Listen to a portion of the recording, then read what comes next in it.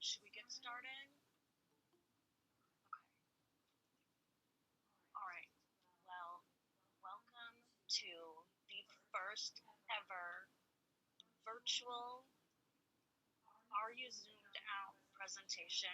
This is going to be run by 4 of our alumni from Child's Voice and me. I'm Carrie Jackiewicz. I am now the Special Services Coordinator for Child's Voice, and I've been at Child's Voice for 23 years.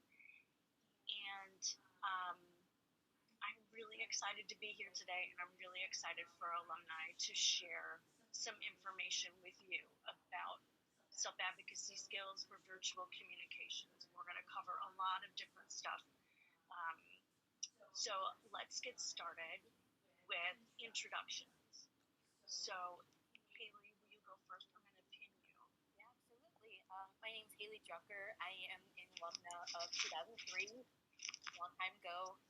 Currently, I am a Hearing Itinerant Teacher at District 135 Orland Park. So I go to all 10 schools to service my deaf and hard of hearing students. And I'm very excited to lead the panel with other great alumni and one and only Carrie, who was my former teacher a long time ago, back in 1998 to 2003. So thank you all for coming, and I'm happy to pass it on to the next person, Jenna. Hi, I'm Jenna. I graduated in 2008, and I'm going to be attending college in the fall. I'm excited to be on this panel. Where are you going? I'm going to High Point University in North Carolina. Wow, I didn't realize you were going that far away. Holy cow. Yeah. Okay, let's go to Josh. Hi guys, how you doing? So my name is Josh Singer. I am a 2006 Child's Voice graduate. Carrie is one of my teachers. I've done this as a according to this girl. I am a senior at Alumni University. I originally majored in special education, just like Haley, and now I switched to finance after 2 years, and I am currently doing an internship at Northwestern Mutual, which has been extremely exciting and really fun for me. So I'm glad to be here on this call as well. Mitch and Mitch. Hi, my name is Mitch Olson. I am an alum of Child's Voice as well, class of '99, so oldest alum here. Carrie was also one of my teachers, and I am also now a teacher at Child's Voice. I just finished my first year and want to start my second year in a couple of weeks. So I'm really excited for this panel. I hope I can bring my experiences both as a teacher and as someone.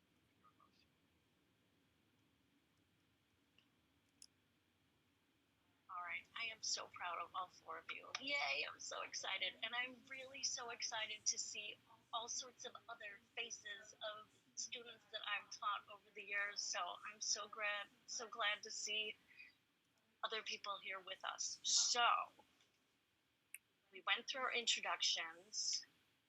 Oh, who is joining us today? In chat, will you tell us who you are, and if you are a parent of a current student, parent of alumni, an alumni student, or you're my parents, because my parents are on here. So just type in chat really quick who you are so we have an idea of who we're talking to, please. Yeah, and the chat is up in the top right corner. Next to, you'll see the time in the top right corner above on the browser. And if you're an alumni, please put the year you graduated so everybody can see.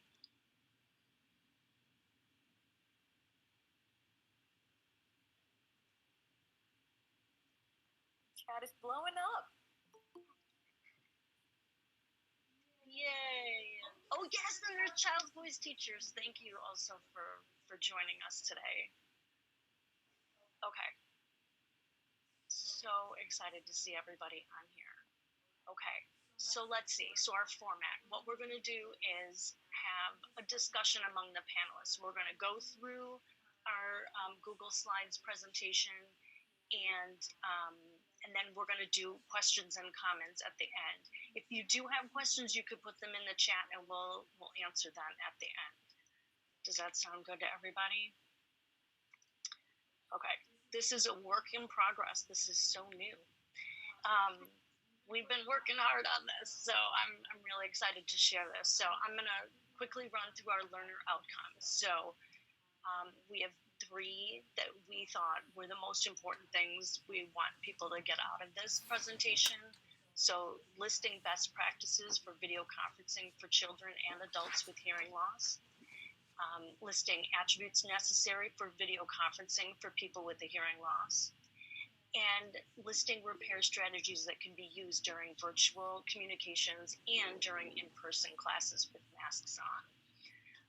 So a little bit of everything that we're dealing with right now. So we created a self-assessment for young adults with a hearing loss, and then also one for parents of children who have a hearing loss. Does one of the presenters want to do this, or do you want me to do it? I can go ahead, go for young adults with hearing loss. So the self-assessment is just for young adults, middle school, high school, or in college right now. And just ask yourself these questions, like, how do you deal with fatigue? Are you tired after a long time with Zoom or Google Hangout with your teacher, or with a service session that you have with a speech therapist or a hearing itinerant teacher? And are you using strategies or advocating for yourself? For example, would be, can you repeat that, please? There are some information that I missed. You either spoke very softly or you were talking too fast. And are you communicating your needs as a person with hearing loss effectively? So that would mean everywhere you go, like in the grocery store, where everyone's wearing masks, and it's hard to hear, especially someone with a mask covering the face, where you can't lip read. Or it can be in a park, or it can be anywhere in the general community. So those are things to ask yourself. Are you doing this for yourself? And we have excellent strategies later on in the panel that we can help you with to help better support yourself everywhere you go. And then in the next slide is for parents. So Mitch, do you want to do that? So, assessments for parents of children with hearing loss. So when they're younger, parents often are going to have to be the ones to help the kids learn how to do the assessment. So does your children know vocabulary necessary for participating in virtual communications? And later we have a list of vocabulary, like key vocabulary that we've all had to use during this video conferencing time. Does your child ask for help when he or she needs it? So it's important to see, are they relying on you to ask for help, or are they able to ask themselves and ask for help? How do you help your child deal with fatigue? Are you aware that when they get tired, and what do you do about it? Do you give them little breaks during the day? Do you notice that they're getting frustrated when they get tired? These are all things you need to know to understand why they might be feeling tired or frustrated. How do you balance helping your child and letting them learn to advocate for themselves? So I think this is a really important one, because when they're younger, you're going to feel the need to do a lot of the self-advocacy for them, but then very soon they're going to grow up and they're going to have to start learning how to be independent and to speak for themselves, and to be able to do these things on their own so that they can learn to become independent human beings. How do you control your child's learning environment? So even though this whole video conferencing thing is sort of a brand new area for all of us, there are things we can learn about what to do in terms of reducing background noise, providing captioning, and those are all things we'll get into later in the presentation. But these are just kind of a list of different things you can start asking yourself to see, are you providing the best situation for your child to do this video conferencing thing? Okay, great. I think Haley said she was going to do this one, right? Attributes necessary for successful video conferencing for people with the hearing loss. So,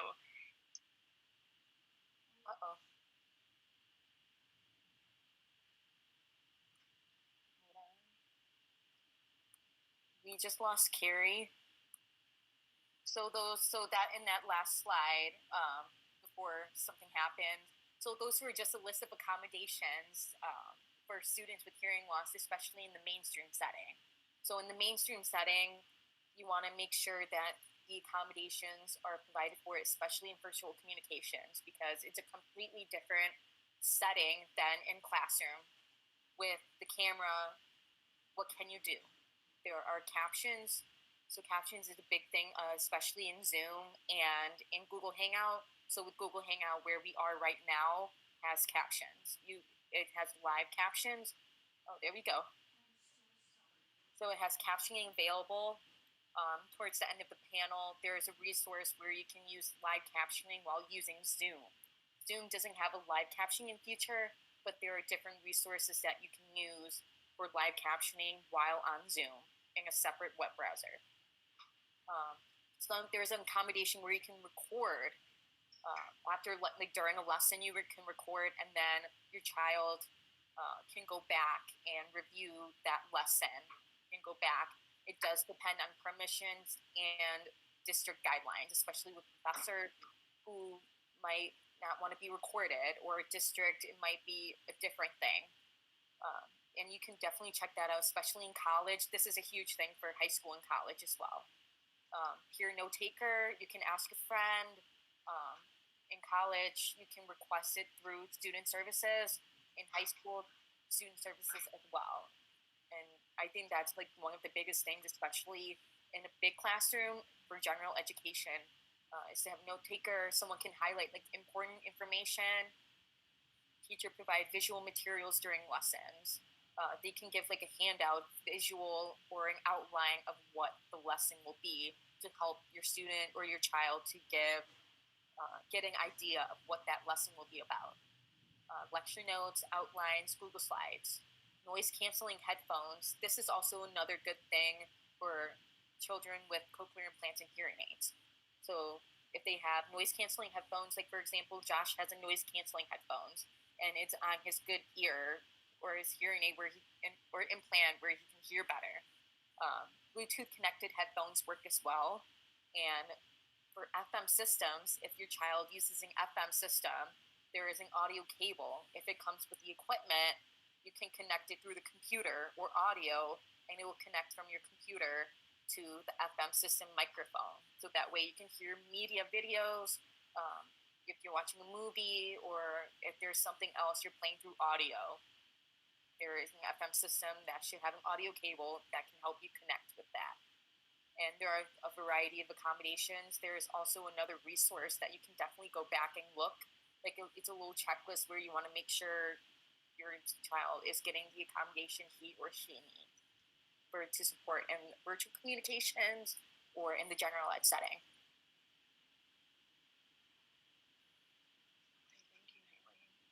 Now we're going to get into best practices for video conferencing for children. And this is something we had to learn on the fly this year. This was a brand new thing for all of us. And Mitch can really speak to what we've thought about and what we've experienced for the best practices for video conferencing for children.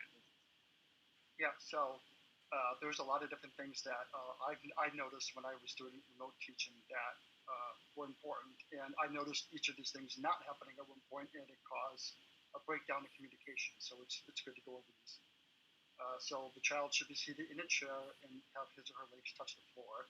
So this not only helps the child be centered on the screen with in front of the camera, but it hopefully helps reduce maybe some of the wiggles so the feet aren't hanging off the chair. The child should be in a well-lit room so other participants can see his or her face. Again, when you can see someone's face, you can read their lips, and it just makes for better communication.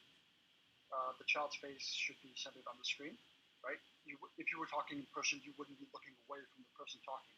So you shouldn't do that either when you're video conferencing. You should make sure your face is centered. Reduce background noise and other distractions. This is a big one, especially because it's harder to know how much background noise there is through a screen.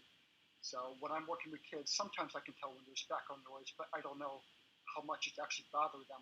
Whereas if I was teaching this kid in my classroom, I could know immediately where the noise is coming from and get rid of it. But I don't always have control over that. So as a parent, you might have to help your child do that because they might not realize that the background noise is affecting them. Have the materials ready to go. So if the teacher asks you to have a worksheet prepared or some other materials for a craft, make sure that's ready to go so you're not scrambling and you're trying to start the video conference. And then, of course, captions on screen if available. Always try to have captions when possible because even with younger kids, I think it makes a big difference because even if kids aren't completely fluent readers, any words they can pick up that will help give them a cue to what the speaker is saying is going to help enormously in the long run. And I think these are all just good reminders for all of us when we're video conferencing, not just for kids. These could really just apply to all of us. There's another page too. Yeah, so some more best practices. These are more for the parents, I think. The parents should be seated with the child to help as needed. Because the child isn't always going to know exactly what to do, and it's good to have the parent there. I've definitely had a lot of lessons I've taught where the parent would set up the conference and then walk away, and then I would need the child to do something, and they just wouldn't know what to do. So then we kind of lost some time when you could just started the lesson. So it's important for the parent to stay with the child and help them. That being said, when you are sitting with the child, it's best to let the teacher lead the lesson as if they were in their own classroom, because you don't want to teach the child to be dependent on you or to learn helplessness, because even though it's sort of a different format, you should treat it like you're still in class. And if your child was in class, you wouldn't help the teacher do the lesson. You just watch and help if absolutely necessary. And this is a great time to see if the child will use repair strategies on their own, or if they constantly look to you. So it's a great time to assess the child and how they're using repair strategies. But then, of course, as always, remember the fatigue factor. Just keep in mind that this thing is exhausting, trying to do video conferencing all day. And I know some kids are spending hours every day doing this, and I think that would be exhausting for me as an adult, and I can only imagine what it's like for the kids. So if you think that your child is getting tired, make sure you give them frequent breaks from the virtual communication. So try not to do 2 or 3 hours in a row. Try to do maybe at most an hour, and then do a break before you do any more conferencing. And some symptoms that you might notice would be like ants in the pants. So they're getting really wiggly and they don't want to sit in their chair anymore. Acting tired, maybe they're slouching in their chair. Just general discomfort. Maybe they're complaining about how the chair feels or how the lesson's going, and just lack of attention to the screen. So I think we've all noticed these things in kids. And this could be a symptom not necessarily that they don't want to work, but that they're just tired and that they've been working so hard. So. Okay, thank you. Let's see. Oh, and here's some video conferencing vocabulary that has come up that are words that you've got to talk about with your child, and explain what they are. And my daughter has learned a lot of them while we've been doing family Zooms, and so it's something that you can just talk about and work on with your children, so that they can be a little bit more independent when they're doing these different video conferencing apps. So next, Josh, do you want to talk a little bit about my silly memes and the importance of self-advocacy skills when you're doing virtual communication? Oh, yeah, I'd love to. So basically, the very first one that says, with Kevin Hart, I think the awkward moment when you've already said what so many times. I'm sure we're all guilty of that at some point, even people who have regular hearing. But really, the most important thing is just to make sure that you really have to stick up for yourself. Just make sure that you do ask and be completely honest with the other person, regardless of how potentially embarrassing it may feel to you. But really, it's just you want to make sure, especially in a school setting or in any setting, to get the most out of it that you can. And the funny thing is, I do laugh, or I'll say, I'm so trained at kind of going along with it that even my friends, when I tell them, they'll be like, I really thought that you understood me. So it's really important to really stick up for yourself and ask really clear questions instead of just saying what you could say. Sorry, I got this part, but I missed that part. Or there's countless different ways to say that you missed something. It's really important to teach your child, or especially if you're in high school, college, and you get into a lot more social settings.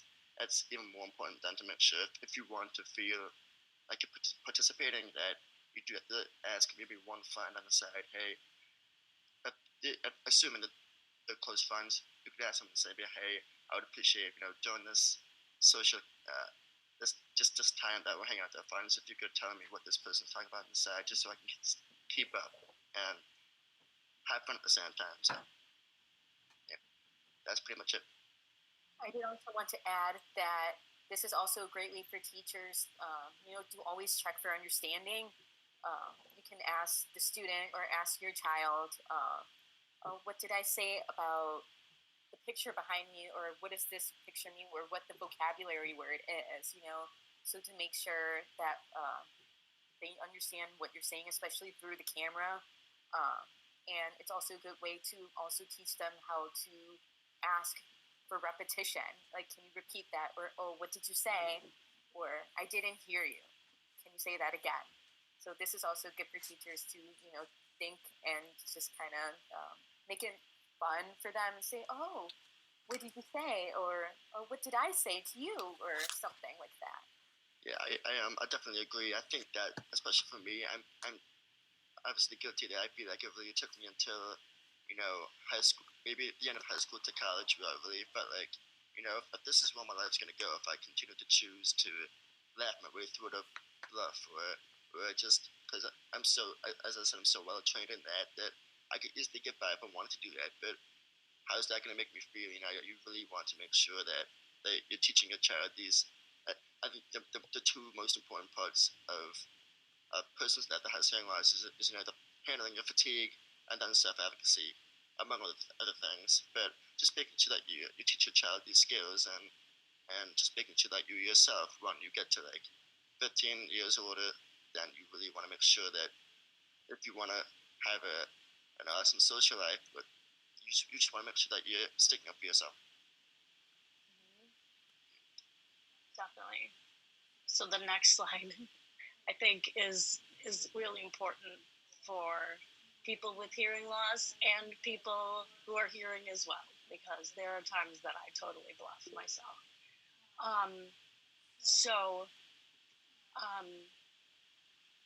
Jenna, do you want to talk about like specific strategies for a video conferencing? Yeah. So online, it can be hard to like hear other people and what they're saying, especially when it's the teacher talking and also other classmates. So what I did is when I was in online classrooms, I would ask the teacher to repeat what someone else said, or I would ask my friends in the class what they said, so I could hear what other people were saying, because sometimes it was hard to hear multiple people speaking at once. So that's why it's important to have the teacher have like regulations when they're doing it, because or else all the students are going to be speaking at the same time. And also online, people also speak really fast and they don't always speak in a clear manner, so it's hard to hear. So sometimes you can just ask, like, my computer was slow, or you can blame it on the technology as to why you didn't hear it multiple.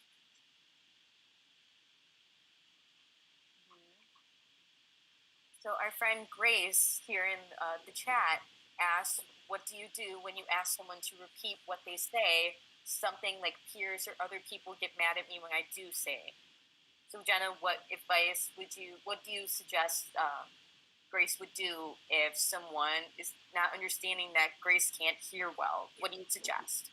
So if you kind of feel like self-conscious that you keep asking to repeat what you say, I would just blame it on the computer, or that your Wi-Fi is slow, or that you missed what someone else said. So I would like say, my Wi-Fi is really slow today, so it kind of like cut in and out, sound didn't work. Or you can say that my family was being loud, and so I missed what you were saying. or you can just say, I'm sorry, I didn't mean to be annoying. I just wanted to hear what you said. Yeah, and this happens, yes, absolutely. This happens in person too. You can also explain that, say, hey, I have a hearing loss, or something happened, or it's very noisy and I'm having a hard time hearing. And this is also another thing, especially with younger kids or young adults. Like Jenna said, we can be self-conscious of our hearing loss sometimes, and we don't want to say upfront that we have a hearing loss. But in reality, we do, and we want to help other people understand us better, understand you better. And so it's okay to explain, like, hey, the reason why you're repeating so much is because I have hearing loss, and, I'm having a hard time hearing because the environment it can be like with the AC, or too many people talking, or, if it's through the camera, and Jenna says, just blame it on the Wi-Fi. It happens. It's like staticky, like, it's okay to explain that you have hearing loss, but it's also okay to, keep asking because you want to hear what the other person said. If you're with like the group of friends too, what I do is I have only one person that knows that about my hearing loss and knows the extent of what I can hear, because a lot of times I do play it off like I did hear what someone said even though I didn't. So a lot of times if you have that like one friend that you can ask, like, wait, what did they say? So that way you don't have to ask the group, you can ask one person. Yeah, that's a great example. Thank you, Jenna. Mitch, were you going to say something? Yeah, I was just going to say, I mean, it depends on the situation, but if you're in a situation where someone is not respecting you, you may not want them in your life. And that's kind of the last resort. That's an extreme option, but don't be afraid to, leave people out of your life who don't respect you and your hearing loss.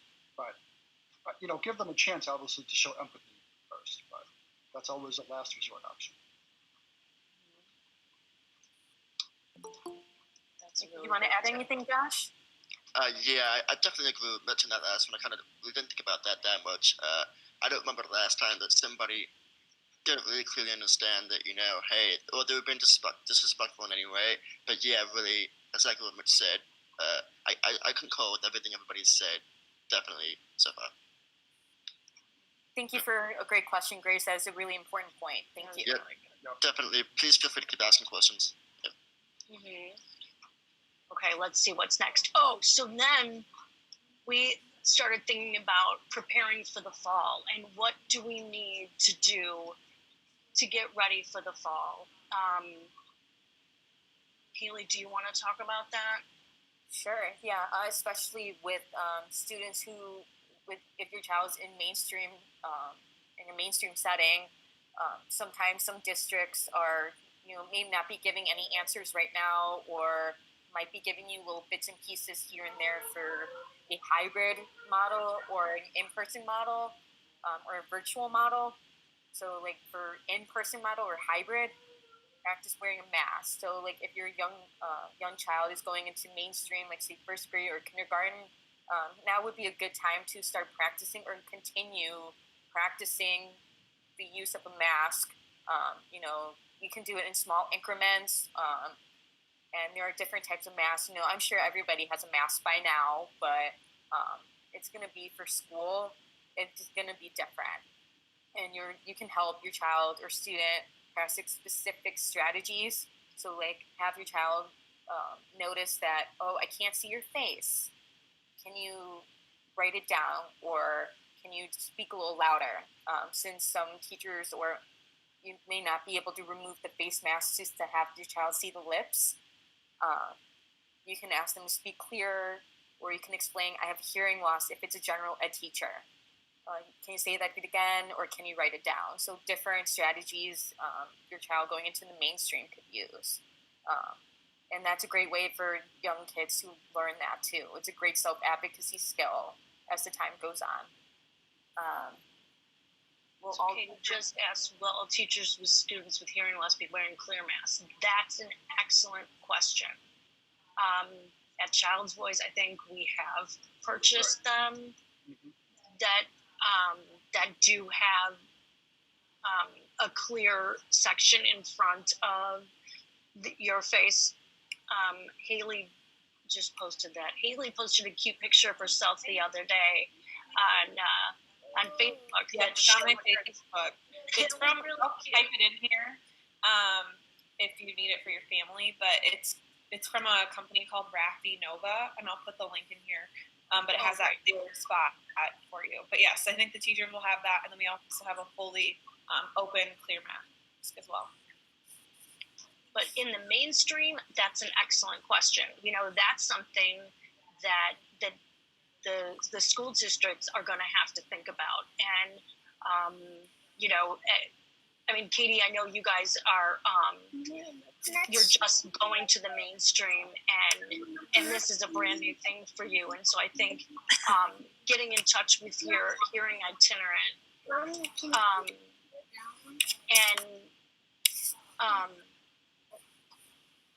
and talking to your hearing itinerant and saying, can you order these? Because I think this is something that would be really beneficial for my child, right? Yeah. In my case, for my district, they're thinking about getting clear math for like what Haley said, or they're trying to find different resources to find a effective face mask with a clear view of the lip. But every district is different. That's just for my district. So I would, again, like Carrie said, talk to your child's hearing itinerant teacher and see if he or she can reach out to the district or student services coordinator and see what the district is thinking about, if they're doing an in-person model or what could be a hybrid or blended model of in-person and at remote. So again, every district is different. So I would definitely want to check in with the hearing itinerant or the student service coordinator. Yeah, I don't think there's ever been a more important time to really make sure that your hearing itinerant and your IEP team is on base with making sure they get these clear masks in place. I couldn't imagine what I would do if I was that age in middle school and they would have these masks on, and I don't think that would have been too enjoyable. So. Yeah. So then, continuing the preparing for the fall. Really just knowing your rights. I found this really interesting page that I put a link to at hearingloss.org that just had a dozen, I think, different articles that you could read about what your rights are as a person with a hearing loss or as a parent of someone with a hearing loss. And the other recommendation would be to review your child's accommodations and ask for a meeting as soon as possible to add new COVID-19 related accommodations. So thinking about the clear masks, more repetitions, more checks for comprehension, all of those things to help your child. I also put a link in there to an IEP checklist from Illinois Hands and Voices. Is something that you could look at and help you think about what you need for your child. Let's see what was next. Oh, and then we talked a lot about this when we were preparing this, and there's multiple resources for live captions. I know Haley's a big fan of one and Josh is a fan of another. And so live transcribe, I actually think I tried that the other day because I was watching something and I didn't understand it. And I tried it out too because there were no captions on whatever I was watching. And so those are things that you could use while you're doing virtual communications. And do those work as well, like if you're watching TV or having a conversation, right, Josh? I feel like in terms of the live transcribe app, which is exactly the same captioning service that Google Meets provides as Google Translate, and so I found it mildly works in social situations. So even when there's some sort of background noise, it does pretty well, as long as it's within like a 5 to 8, maybe probably 5 to 7 foot radius. If it functions on a circle, it picks it pretty well as long as they talk somewhat one at a time. But it's better. I feel like it is better than nothing in terms of that particular area, but it does work extremely well. Yeah, and so for I did want to add, so for webcaptioner.com, so that's a whole separate browser. And with my caseload, I do have a few kids that needed captionings while using Zoom, because like I said, every district is different. So my district only requires using Zoom. My district does not use Google Hangout, just for security reasons. And so with Zoom, it does not have a live captioning feature. And I found this great website, webcaptioner.com, and it's live captioning similar to a live transcribe app, except it's on the computer. And I would share my screen. So the tutorial is via Zoom, and that's the link to my tutorial of how you can set up Zoom with live captioning at the same time.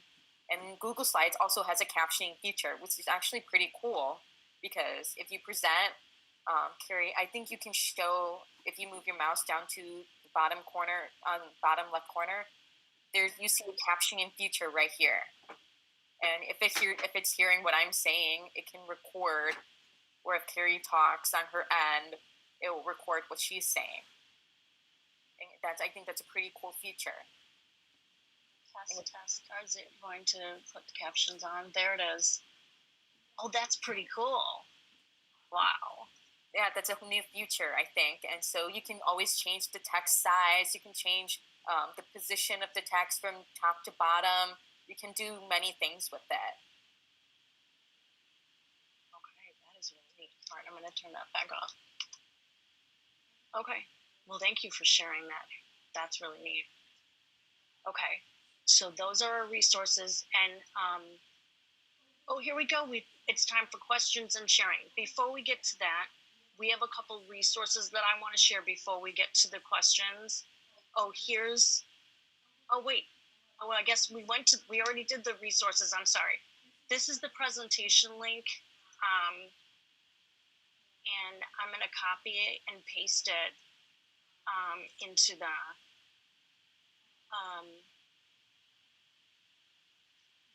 the chat. But let's go into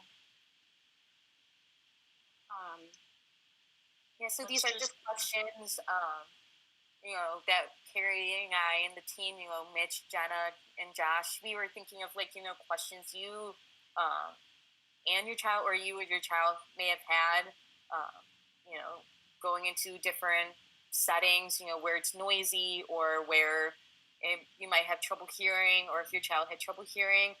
There's some fun experience, like funny, silly experiences, or some could be may have been serious or awkward. So if you can share, there you go.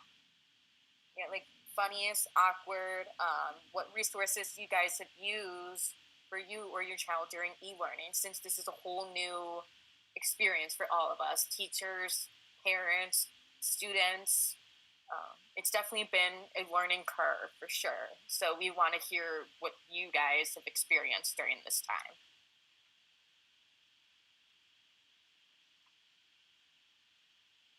You can post in the chat, or you can raise your hand and say hello. But also everybody's on mute, just so everybody knows. Yeah, you can unmute yourself. I was going to share my favorite one. Elsa? Oh, go ahead. You're on mute, Elsa. Oh, okay.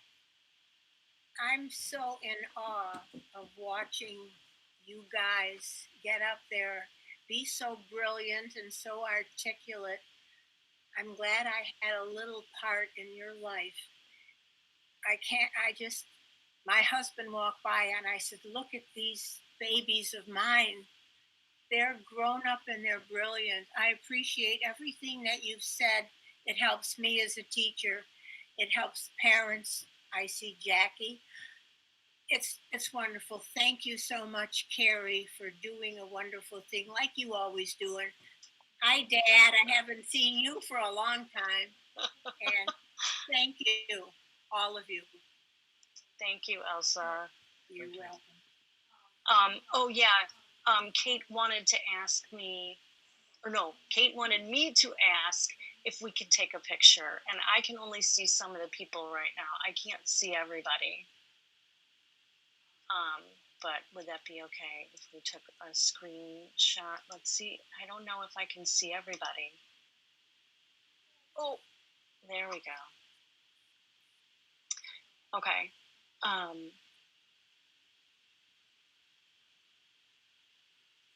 Okay.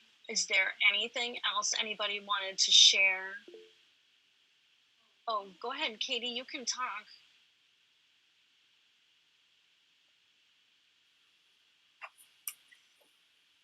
Or was that you? Go ahead. Go ahead. Oh, you're on mute. The other ones. The other ones. Go ahead, Mike. I heard you. Oh, I can't hear you.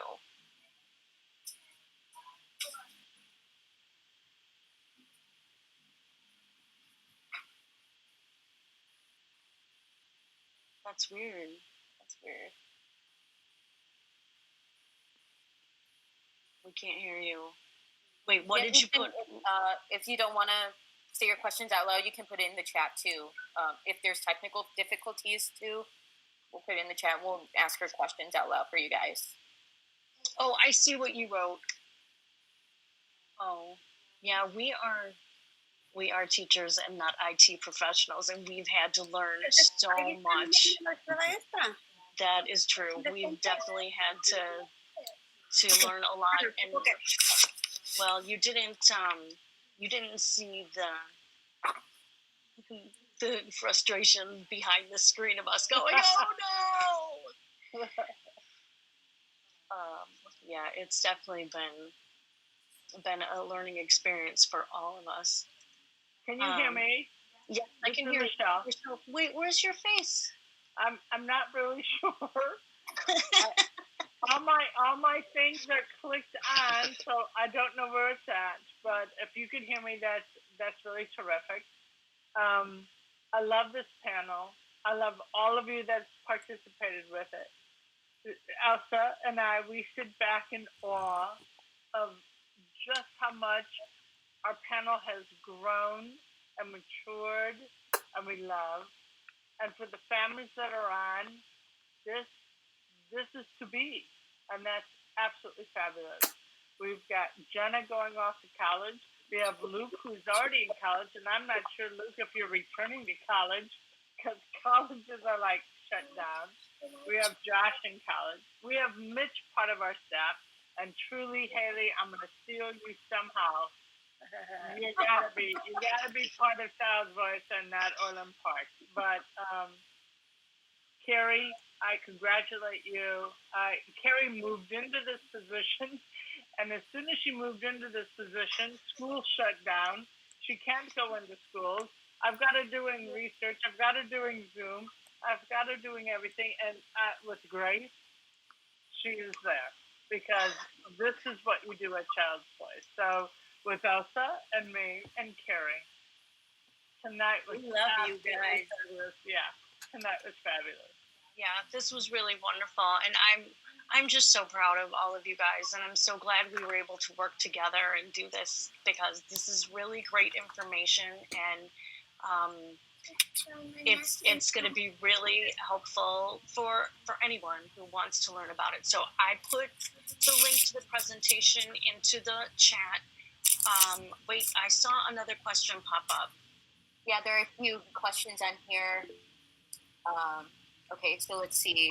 What was the experience of other parents in the mainstream? So if a few parents could unmute and kind of just say like a little piece about like your experience with virtual learning.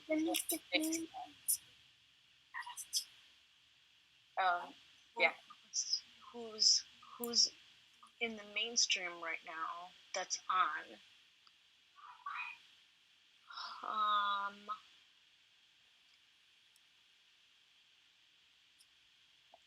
Nothing. Something's going on with the mutes. That's interesting. We don't. Oh, Samantha Marwa, you're on. Can you talk about, or whichever Marwa is on, can you talk about how this has gone for you?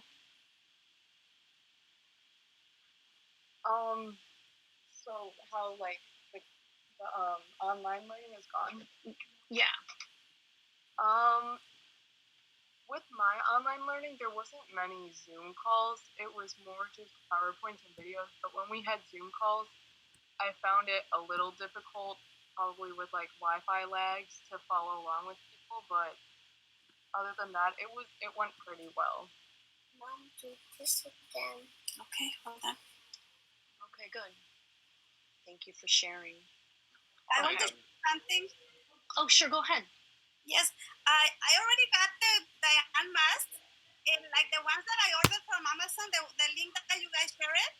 See, I don't think it's good. The plastic is very soft and gets very foggy.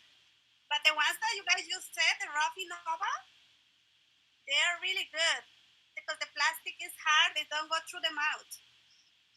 So I think those are the best ones, which I got. Good. Thank you for sharing that. That's really helpful. Yeah, and I'll jump in on that with Jackie. She has been really very strong and advocate for these masks, and she's talked to all parents. Thank you, Jackie, so very much. These ones when she talk and the plastic's going through her mouth. Oh. But this one, it not even touch her mouth. Okay. That's great. Wait, I see other comments.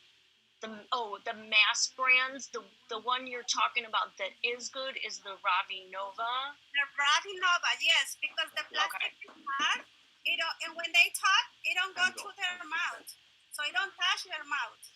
So it gets a foggy little bit less than the Amazon ones. Okay. The other ones are from Amazon, you said? Yes. Okay. That you don't recommend? Okay. No. But this one, the Rafi Nova, I think that's going to be good. Okay, good. Good. Well, okay. I got some masks with the plastic, but I don't know what it's like because I can't open the bag. I need Nick over here to help me open the bag. I ordered these from Amazon. They have the plastic on it. I look good in it. But you know, Elsa, it's just like the one you wear every Halloween. But see? What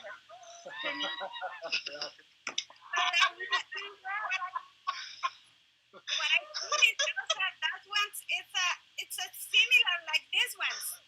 It's hard to mouth. It is. You want me to show you my Halloween mask? I'm ready for this Halloween. Because every year, one child will walk by my room and look at it and say, "Again?" Michelle gave me permission to wear that Halloween mask when school starts. All right, that'll be great. Thank you.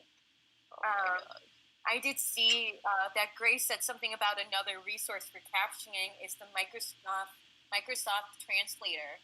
Oh, I should look into that. Grace, can you tell me a little bit more about the Microsoft Translator?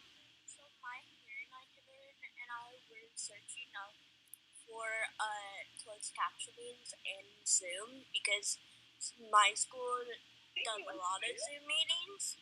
So we were like trying out different ones, and then she found Microsoft Translator. Like, I like the format really well because it's like a text message format.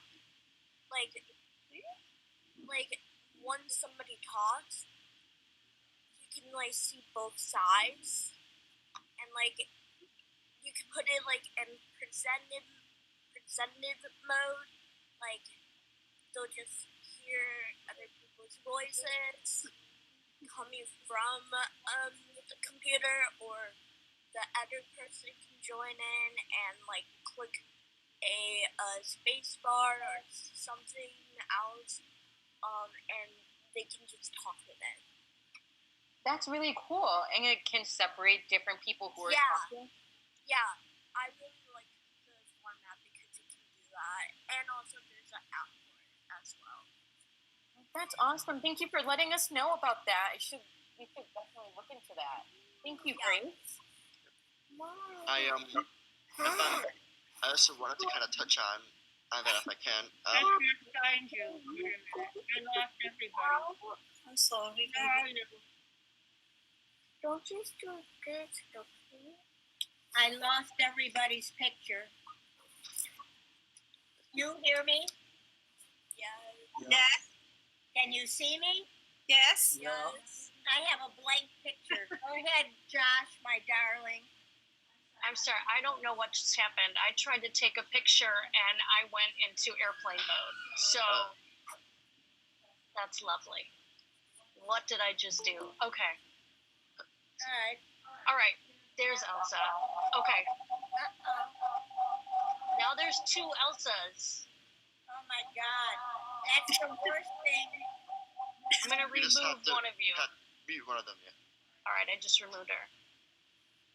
Oh, now we can't hear you. Okay. All right. Hey, Dad. Dad, will you take a screen grab for me because I can't do it? Okay, and also, what?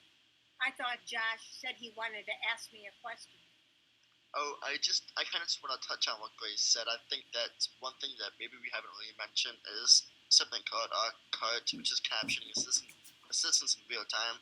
I first got this when I was in my senior year of high school. I tried it for just one class, and I didn't expect much out of it, and it ended up being a lifesaver for me. I don't know where I would have been without this captioning.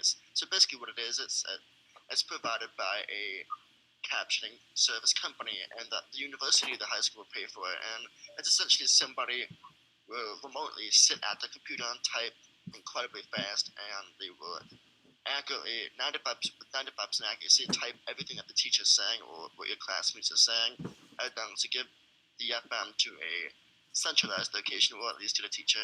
And I feel like, especially now with COVID, and then this is a really important tool for high school and college students, is using CART, so CART, and that's captioning assistance in real time, and that's saved my life. I feel like no amount of Microsoft Translator or Live Transcribe or any of these captioning apps would have saved me, except for somebody captioning this stuff in real time for me. So it takes a huge amount of stress out of my back, and I can just sit there, focus on taking good notes, and that's really helped me out. So I would really emphasize CART systems.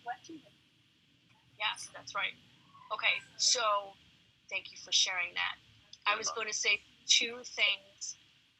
One, we have a college panel coming up on August 12th. Is that right, Haley?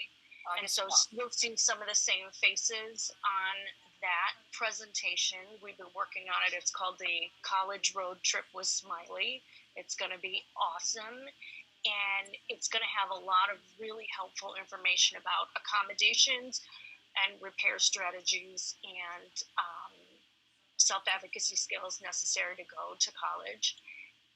And then coming up in August and September, I believe, is the remote golf outing, because we can't do it together in person this year. We're going to do a remote golf, and so you can even go putt-putt. We practiced this weekend, so please help support the school by going golfing and donate to the school.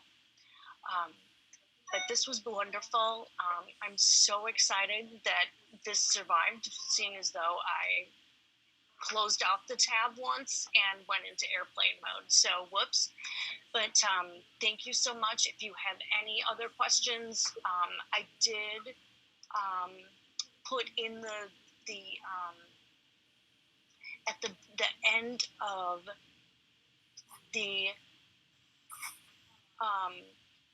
at the end of the presentation, I put our emails in case you want to ask any questions to us. And somebody just posted they had a question. Who is that? Who is unknown? Is that Dan Stratus? Probably. What's the question?